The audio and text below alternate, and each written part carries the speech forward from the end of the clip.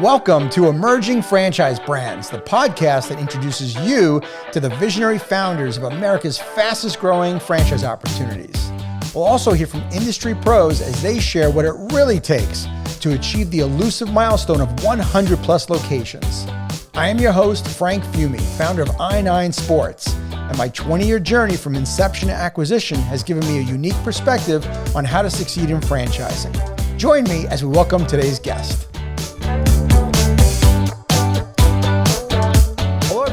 Welcome to the Emerging Franchise Brands podcast. On today's show, I have the co-founder of Greenlight Mobility, Karen Frank. Karen, welcome to the show. Thank you. Thank you so much for having me. It's great to have you on, Karen. So, why don't you tell us all about Greenlight Mobility? First of all, what is the company? What do you guys do? What we do is home modifications for people with mobility challenges. So people who want to remain living in the homes that they love, and they've had some type of medical crisis or episode that now their functional abilities are impaired and they no longer can get in and out of their house, up and down their stairs, in and out of their bed. And we solve that problem. We provide solutions for them.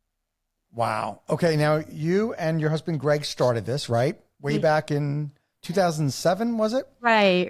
We're both therapists. I'm a physical therapist. He's an occupational therapist. We were working in the traditional outpatient clinic setting, and a case manager came in and she was really distressed. And Greg went up to her and said, "What's wrong?" And she's like, "I have this patient, and this carpenter tried to provide the solution, and it's just not working for him." Greg said, "I'll go take a look at it." And he went and looked at it and figured out what the problem was, and he was able to solve it. And he came home and he said, "Karen, this is what we're going to do. We're going to start a company that does home modifications to provide those solutions for people. Having our background is going to help all these people be able to remain in their homes." So we started a New Jersey-based company called Home Safely. It operates under a different name than Greenlight Mobility.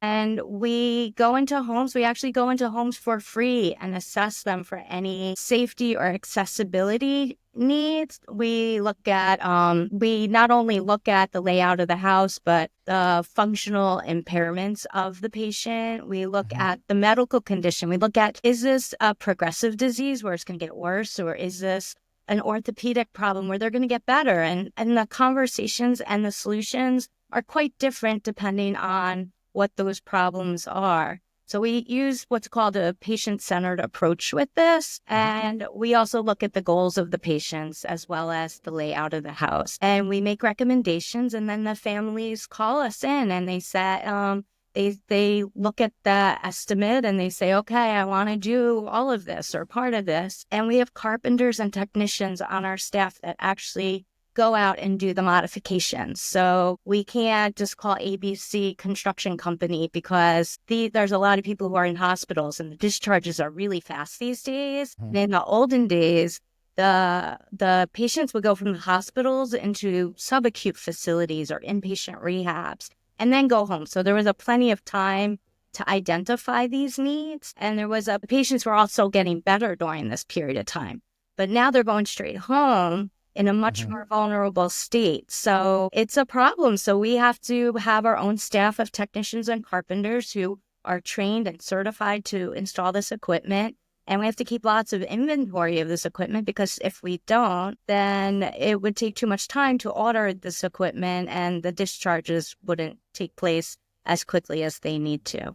Sure. What are some of the most popular modifications that you see that you guys are doing again and again and again? Our stair lifts, ramps, and grab bars are the most items that we provide. We also provide ceiling lift systems for people who cannot transfer at all. We provide higher-end hospital beds. And they have the features of the hospital beds so that they look much more like a home-style bed, and they come in wider sizes. So if two spouses want to still sleep together, they can sell lift chair recliners. And we do a lot of accessible bathrooms as well, where we take out tubs and stall showers and put in barrier-free showers. So those are the most of the things that we provide.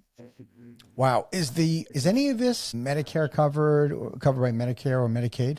No, most of what we do, 99.9%, is not covered by Medicare. Medicaid, yes. Medicaid, is state specific. Every state has certain caps on their annual Medicaid benefits, but there's a certain division of Medicaid called MLTSS, and they pay for a lot of the modifications.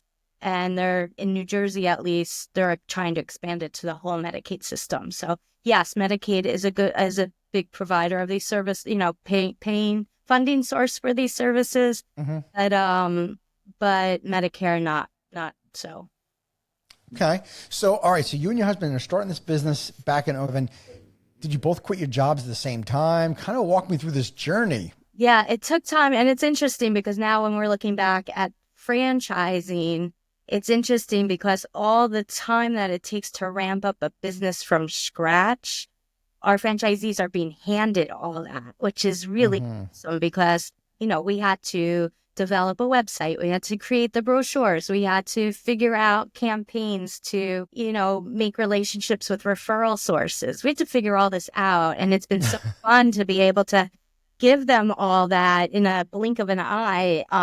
So that's really awesome. But Greg went in full time to start, and I was doing some home care, a lot, working almost a full-time job in home care. At that time, we needed to get the health benefits, so we weren't able to yet get the company health benefits. Sure. But so that's how we started. And then within 18 months, I came on full-time with the business. Wow, wonderful. All right. What would you say, Karen? I imagine there's other companies out there. What makes Greenlight Mobility unique to other companies that are out there? So first of all, there aren't a lot of companies, mobility equipment companies out there. So it's unique. It's a unique space anyway. And with the population aging, there's going to be more and more demand for this types of services. But what's unique with our franchise concept is that we are therapists by trade, and we have that medical background. And there's a lot, as I said before, there's a lot involved in making recommendations, and having that background gives us insight on who our customer is and what modifications need to be done and how to relate with our referral sources. So using that, we can train our franchisees best practices in building this type of business. And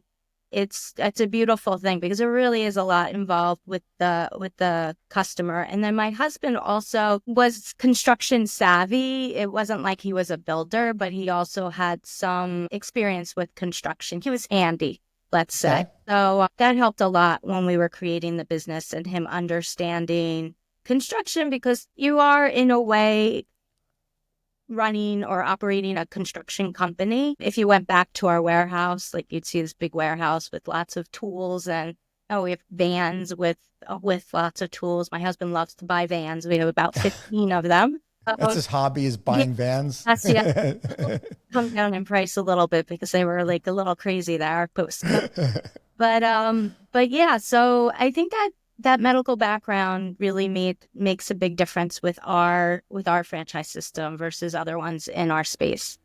Okay. Now, if I was going to become a franchisee, do I need a certain certification, or can I be somebody I love this idea as a business and then hiring? Yeah, you do not need to have any special certification. There are some designations, one's through the American Home Builders Association, called CAPS. It's called Certified Aging in Place Specialist. Okay. That gives you a designation and some knowledge about home accessibility and running a home accessibility business. There's another one through the University of Southern California called ECHM. It's the Executive Certificate on Home Modifications. And there's a couple others as well. So I would recommend any franchisee who's coming on board, whether or not they have any license in healthcare or not, to take one of these programs to have a little more education on home accessibility. But to be quite honest, our training program it's a pretty intense the amount of information we give, and we really train them so that they're able to own and operate this type of business. So And yes, we would probably, if they did not have any of that healthcare professional background, we would probably encourage them to hire therapists to help assist with their business model.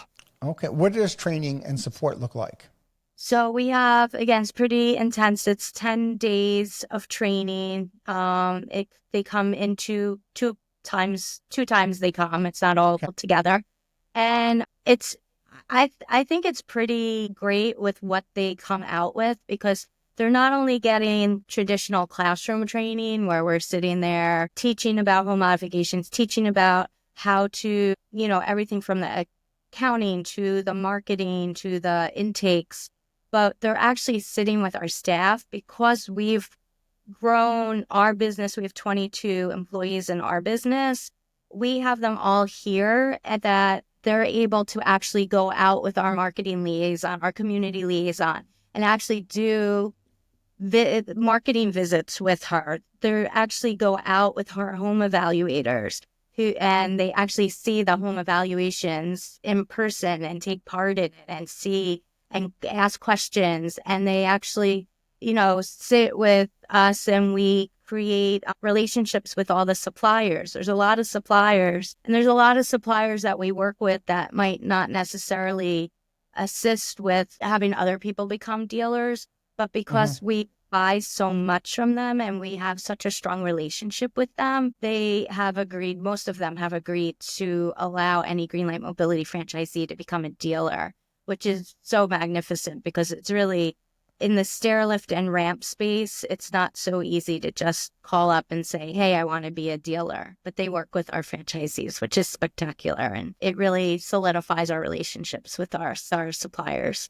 Yeah, that sure is. Take me back to Cameron, when you first decided to franchise. I'd love to know, kind of be a fly on the wall, and how that conversation went with you and your husband. So whose idea was it, you or Greg, that said, I think we need to franchise this? And was there like a defining moment?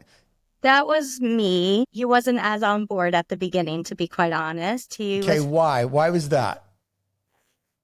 We love our business. We love Back Home Safely, which is our New Jersey local business. And we've owned it.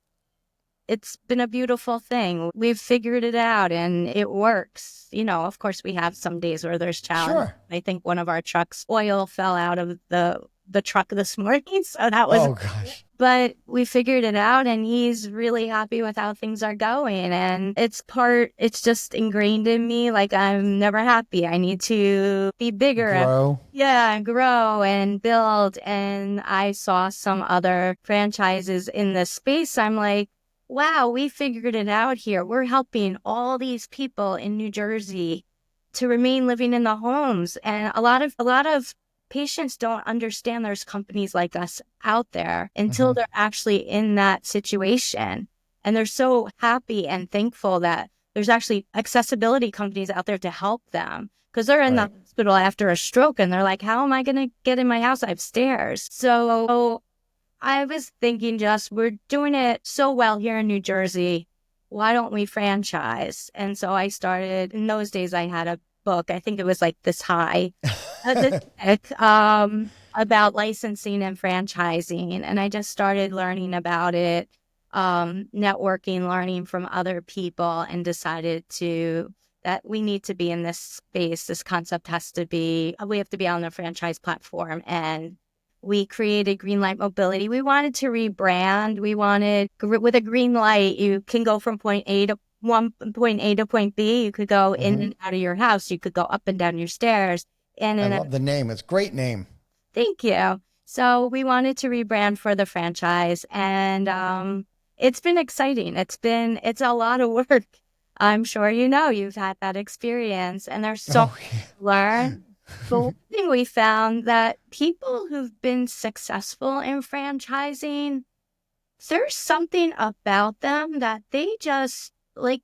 It's in their DNA to want to be a mentor, to want to help others who are going through these processes of starting your system. I was just in Punta Cana in December, and I won't say his name, but I was just chatting with the gentleman next to me, and he ends up that he runs this huge franchise system. It's now a publicly traded company. And he was just ready. He's putting his phone number in my cell phone. And he's like, call me if you want, to talk. And there's others also who are just like really willing to teach and educate and give advice. And I think that's so amazing. I don't know what it is, and you're probably the same way. Well, you give this whole podcast, so obviously you are. Well, thank you. But yeah, I agree. It is very strange on how open and transparent and giving the franchise industry is. I've never seen anything like it. When I was in the sports business in Long Island, it couldn't have been any more of a cutthroat, closed loop, like stay out, we don't want you. There's no business here. It was the exact opposite of franchising, but it is very giving. And I've even seen competitors that are so open in sharing information. One of the things about franchising that I tried to teach is that there are so many recognizable patterns. I don't care what product or service you sell. It's every franchise system deals with a lot of the same problems and same challenges at different stages. And it's just a matter of recognizing those things and helping you kind of navigate. And that's where so many mentors are helpful, because they've been there before. They know what happens, what life looks like when you have 4 franchise locations. I know exactly what happens to your business when there's 15 franchises and when there's 50. You're going to look radically different. There's things, it's like looking around the corner and knowing what's going to pop up next. Right. Now, going back to what Greg was saying, I guess early on when he was like, I don't know about franchising, the big shift for Greenlight Mobility, and, maybe Greg, he knew this, but he maybe didn't articulate it early on, was that once you start franchising, you're no longer in the mobility business. You are in the franchise business. You literally have one job, and that is to help make your franchisees successful. And then know to bridge the gap where you come in, where you want to impact more people. That's the beauty of franchising. You get to take the beautiful business you created, you get to help other people be successful doing it, and you get to impact maybe thousands and thousands of patients, potentially nationwide. They're going to get their life back. Yeah, that's the exciting part. And as you said, it's exciting to also, take these franchisees who dream of having their own business and right. also, seeing them grow. Our Charlotte office has done spectacularly. They're only 3 years old and they've knocked it out of the park. And it's just so amazing to have seen someone who, you get nervous at first, like, oh my God, this person quit their job. They're using their life spending. In that situation, they got married, bought their first house and bought the franchise all within a month of each other. And they've just done such a good job. We train them. They followed the guidebook. They add their own things to the whole program and campaigns, but they've just done tremendously. And it's also scary. I have other franchisees who are just starting out. Sure. Again, like, it's a little scary, these great people who, again, are investing their finances and investing their time and energy into building their own business. And it's just so nice to be able to be part of that and to help them. We had a dream and we started it from scratch, and now we're able to just like hand it over to them, which is, and the ramp up is so much less time because it's all handed to them and they can just, get off the ground running, so it's really nice. That's awesome. Well, you guys have the makings of great co-founders, because number one, you said something that really struck a chord with me, and that was about wanting to help these franchisees to the point where you felt like, I don't want to say obligated, but not obligated, but you feel like you want to make them so successful that you're taking on the responsibility, though it's their own business. You want them to win so bad. Right. No, definitely. Which is amazing. And the second thing is you're trying to impact people. You didn't tell me before the podcast, hey, we're looking to open 1,000 locations in 3 years. That's not your thing. You were never about, I want to open as many locations as possible. You're about, how can I impact and give people back their life? Right. which is the right way of thinking about the business. Oh, thank you. Yeah, and we want to grow, obviously, but we want to grow in a healthy, responsible manner. We want Mm-hmm. to be able to support our franchisees like they need to be supported. And right now, with 4 franchisees, we can handle that. But obviously, we are in the talks of bringing in more resources, bringing in more manpower, and that's where those mentors have really helped and advisors, because Good. when you're not in the franchise world, you don't know all these resources exist. And also Right. to things like I went to Springboard and I just signed up for IF. Great. And there's just so much to learn. And it's exciting. It's exciting to learn, to learn new things and figure out how to make this the best system possible.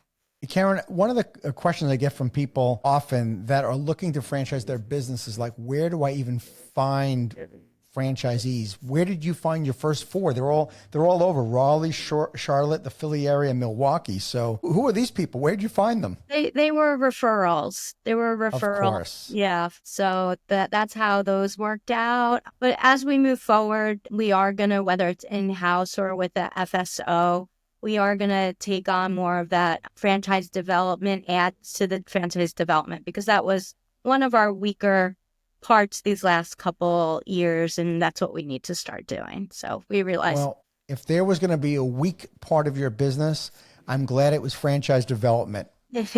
Because you've built a strong foundation, and that's what's most important. There's nothing worse than a franchisor that says, oh, we got franchise development licked. We know how to sell franchises. That's our strength. That is horrible.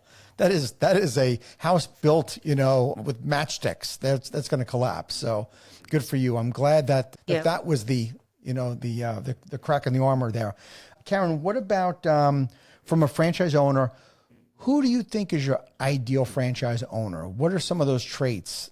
That's an interesting question. So definitely someone who's business savvy and eager to learn. Someone who can be eager to follow the playbook. That's part of franchising. You don't want someone going rogue on you. You want someone to do that. If they have the healthcare background or the construction background, that's really awesome. There are certain states that it's a bit of a challenge because of home improvement contract construction laws. Some of them you basically need to be able to write a check and have a heartbeat. And other ones you actually need to have had experience in construction in order to get that home improvement contractor license. Okay. Oh, and there's ways to do it, hiring people as opposed to coming in with experience. But if someone was into construction and wanted to do this, it might be easier for them in certain states like that. Having the healthcare background would be awesome too, because they'll be, have more, there'll be a lot more support with the knowledge and understanding the healthcare behind it. But again, during the training, we're going to teach all of that. So whether they do have that or not, it's not a deal breaker. And then just someone who, we keep telling people call us sometimes and they think of it's going to be like a side hustle. And we're like, no, we want someone who all in, full time. And, if they want to dabble with some work on the weekends, that's fine. But Monday through Friday, full week, that's what they have to be in. And someone who has capital or ability to get the capital. You don't want someone who's struggling, and not buying marketing supplies because they're nervous about the credit card bills. It only works if they have the capital to spend the money. You need the tools, you need the inventory. We also do rentals as well as purchases of our ramps and straight stair lifts. So what happens with that is there's a lot, it takes more time to recoup the cost with rentals. So someone who's starting the business does need to be able to have the capital to withstand that time period where you're increasing your amount of rental fleet. Okay. So, but and someone, most importantly, someone who is kind and compassionate and sympathetic to people with who are older and people with disabilities. I actually went as far as having a discovery day once with somebody, and after 5 hours in our office, he sits back and he's like, I don't think I want to work with old and sick people. Like, I was like, you've got to be kidding me. Wouldn't you think that you would realize this at the beginning? So, Right. yeah, that's the most important because Karen, you dodged a bullet. yes, I did. As a franchisor, that's amazing. I'm so glad that that person came to that realization before Yeah. they move forward with you. Exactly, exactly. So those are all the traits kind of that we're looking for. And again, hiring people can, help with if they're lacking in any of those. Okay, so if I'm a franchisee, my job, I've got to get contractors lined up so they can actually do the work. Am I also am I networking though in the community? I'm going to hospitals, I'm going to physical therapy offices. I'm trying to get the name out. So my Greenlight Mobility is the people who they call when they need that patient to come home to get the work done. Is that sort of my role in day to day? Yes, we want the owners to be growing the business, and that means doing the marketing visits. Obviously, all the typical administration needs to be done too, the accounting and all that. But Sure. yeah, we want the owners to be out there growing the business. So possibly doing the evals if they have the bandwidth for that and to learn it if they don't have the healthcare background, or hiring the right people to learn how to do the home evals.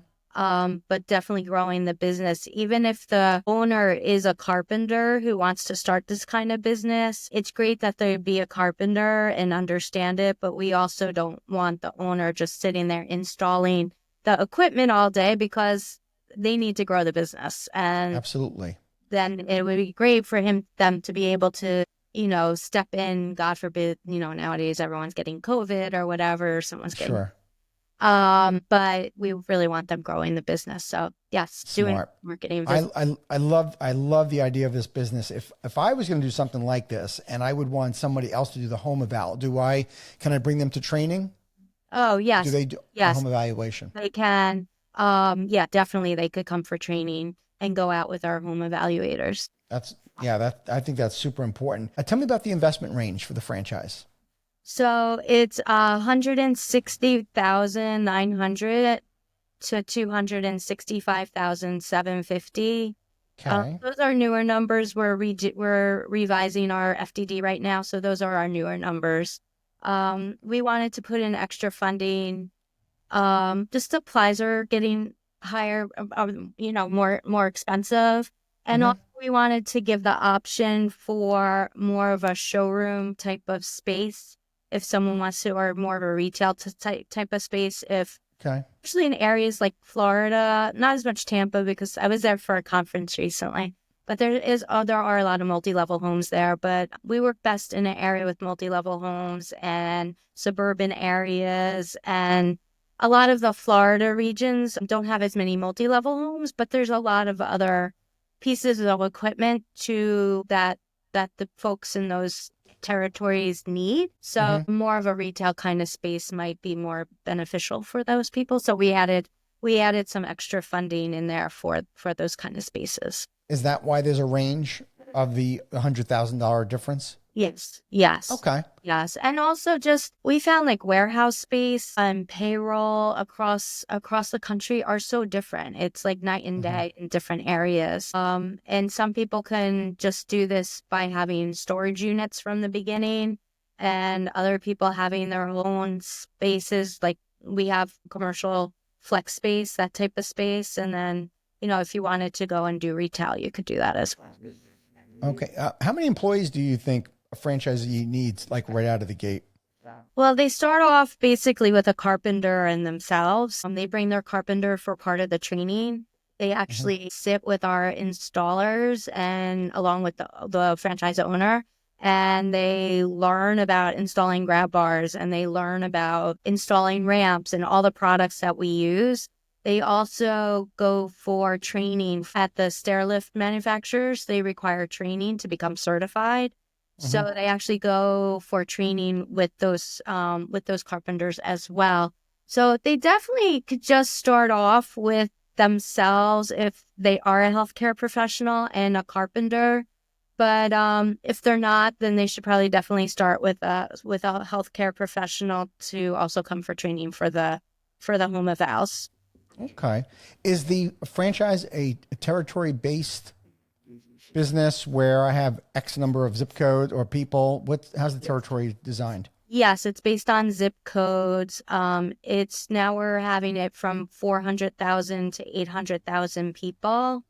And we're actually mapping out the whole country, and we're going to have specific territories based on the demographics that we feel would be supportive to support this type of business. Yeah. So as I said, older adults, multi-level homes, middle to upper income levels. Although with Medicaid, there's a lot of business to be had with Medicaid.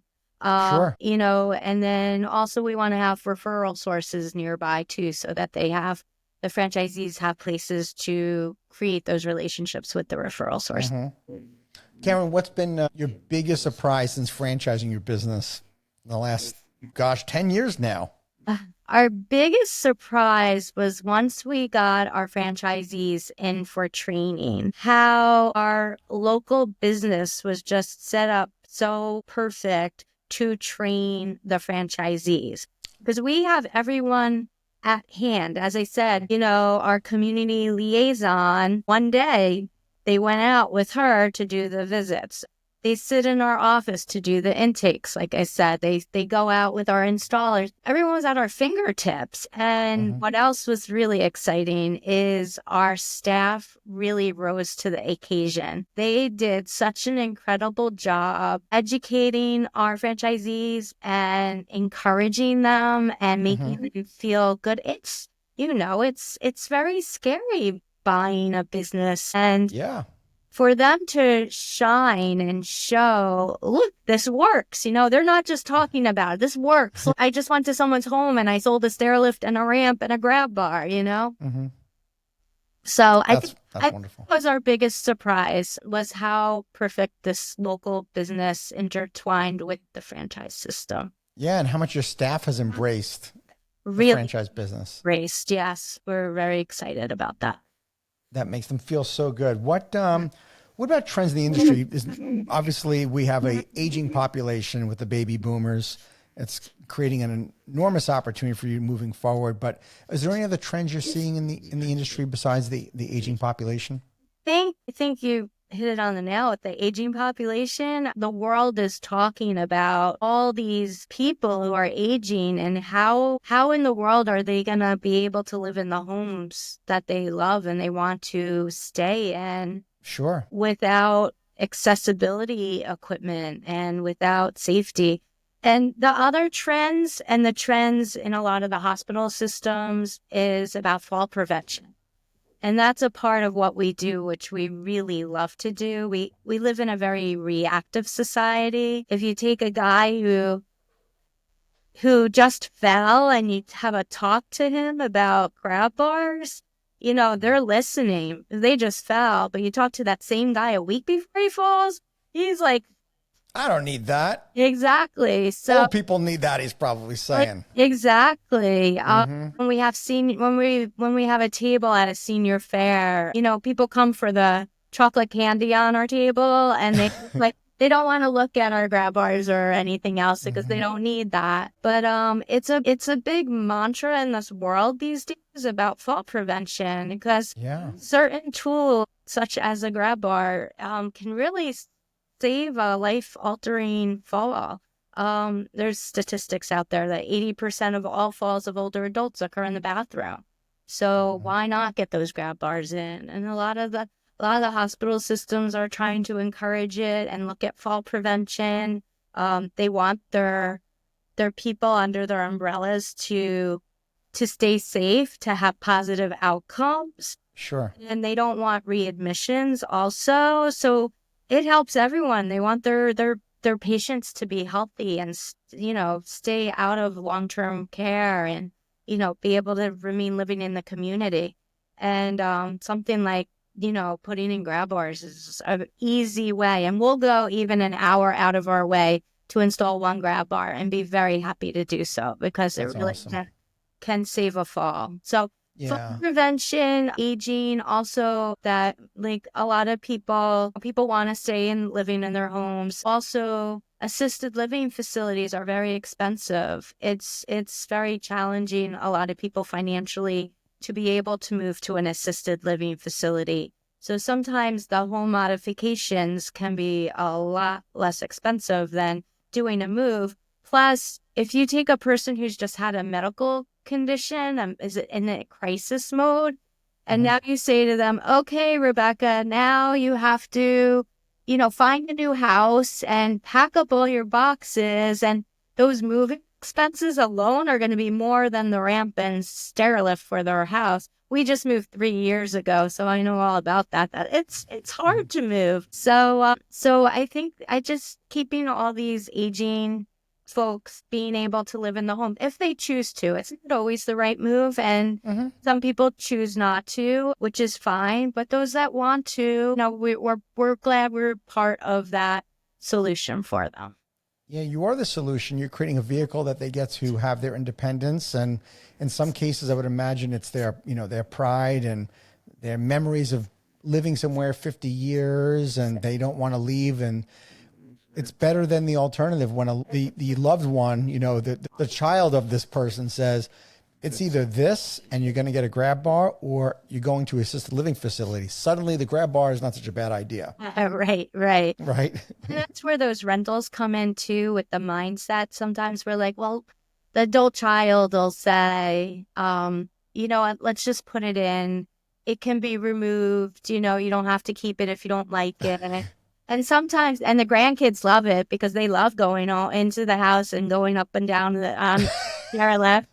But a lot of times they end up really embracing it and realizing that's a great tool to keep them safe. And it's also for home health aides. We work closely with a lot of home care companies. And if a home health aide is with Mrs. Jones and Mrs. Jones is struggling on the steps, well, Mrs. Jones can fall. The home health aide could get injured. So it could be a workers' comp situation for the home care company. The home care company wants Mrs. Jones to stay healthy, and they also want to stay having Mrs. Jones as a client. So it just makes sense to have things put in place so that everyone's safer. And that was the other thing. We're not only looking at the patient when we're going into the evaluation, we're also looking at the family caregiver, because if the 80-year-old spouse is the caregiver and they're straining to help their husband out of the chair, maybe a lift chair recliner will help the spouse from hurting herself. So, we look at that as well.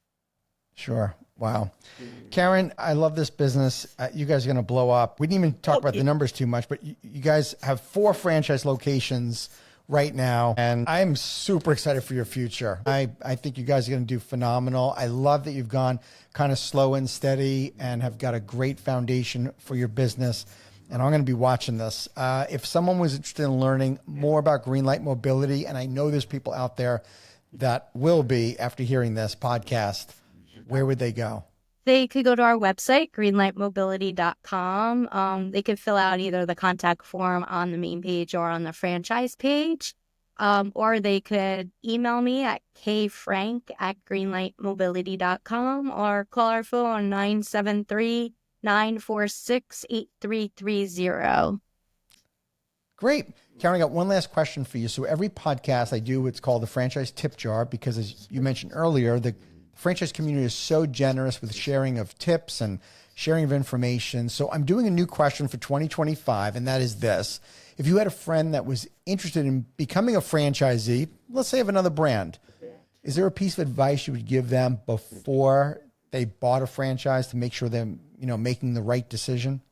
I think the advice would be to make sure that the mission of the franchise aligns with their core self. Also speaking with the franchisees of that franchise system to see what their experience is versus what the franchisor is saying to them, making sure it all makes sense. Also having enough capital you don't want to, run short on capital when you're starting a business. You don't want to be stressed out about that. So you want to make sure you have enough of that. And I think most of all, to make sure you're okay with, going by the playbook. That's what franchising is all about. You have to, follow the systems, follow the processes, follow the playbook on how to operate your business. And if you're not that person and you want to make your own rules, then it's probably not for you. But it's a great tool, franchising, for someone who can follow that to become a successful franchise owner. Yeah. Karen, that's great advice. Thank you so much. I wish you and Greg all the continued success with your business. Thank you. Like I said, I think this is a phenomenal model, and it's going to be fun to watch where this company goes. So thank you for being on the show. Nice meeting you. Amy. Bye-bye. Thank you for tuning into the Emerging Franchise Brands podcast. For additional insights, guest applications, and to stay connected, visit us at efbpodcast.com. The Emerging Franchise Brands podcast is for entertainment purposes only, and the views expressed do not necessarily represent those of Emerging Franchise Brands, its host Frank Fiume, or Emerging Franchise Group, LLC. Any discussed franchise or investment opportunity requires thorough investigation, obtaining proper disclosure documents, and expert consultation before making any investment decisions. The podcast and its host do not offer professional advice or endorsements, and they hold no responsibility for actions, representations, accuracy, or consequential damages related to the podcast content.